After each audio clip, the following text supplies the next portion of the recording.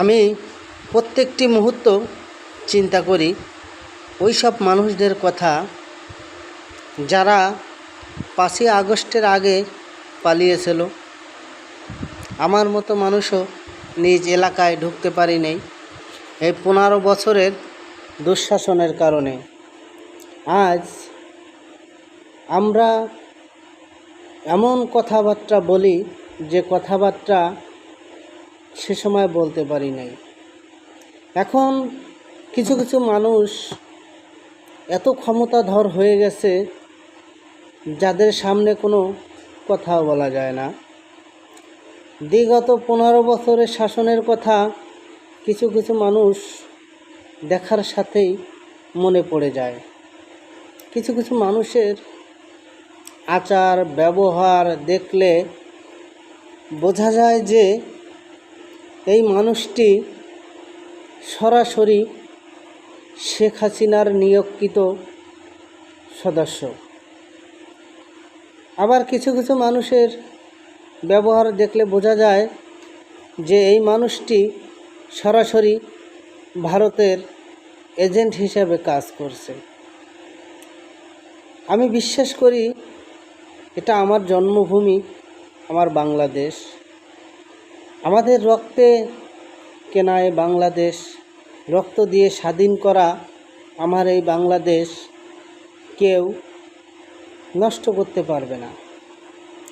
প্রত্যেকটি স্বৈরাচারের বিরুদ্ধে আমরা রুখে দাঁড়াইছি, যেমন পাকিস্তানের সাথে, তেমন এরশাদের স্বৈর শাসনের আমল, তেমনি শেখ হাসিনার স্বৈর শাসনের আমল।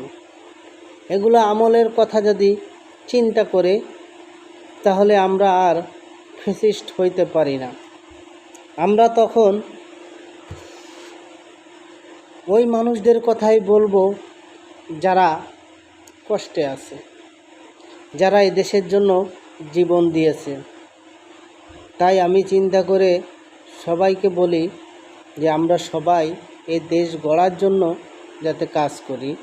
এ দেশ আমাদের সকলের। এরা কারো বাপের দেশ না, কারো মায়ের দেশ না, কারো খালুর দেশ না। এটা দেশ আমাদের সকলের। আমরা সকলে মিলেই বাংলাদেশ, সবাই মিলেই বাংলাদেশ।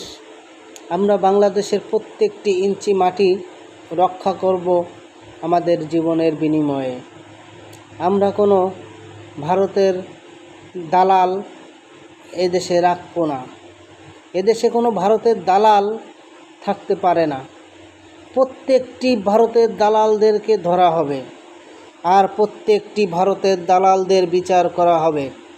এদেশের মাটিতে যতগুলো রয়ের এজেন্ট আছে এগুলোকে খুঁজে খুঁজে বের করতে হবে। তাহলেই তুমি বাংলাদেশের প্রতি ভালোবাসা দেখাইতে পারবা। তুমি যে বাংলাদেশকে ভালোবাসো তার কিছু প্রমাণ তোমাকে দেখাইতে হবে। ইতিমধ্যে আমরা যত প্রমাণ পেয়েছি অধিকাংশগুলোই ভারতের দালালি আর আমেরিকার দালালি ছাড়া বাংলাদেশের পক্ষের কথা তেমনটা শুনতে পাই নাই। আশা করি সকলে এ দেশের কথা বলবে, দেশের কথা শুনবে, দেশের মানুষের কথা শুনবে।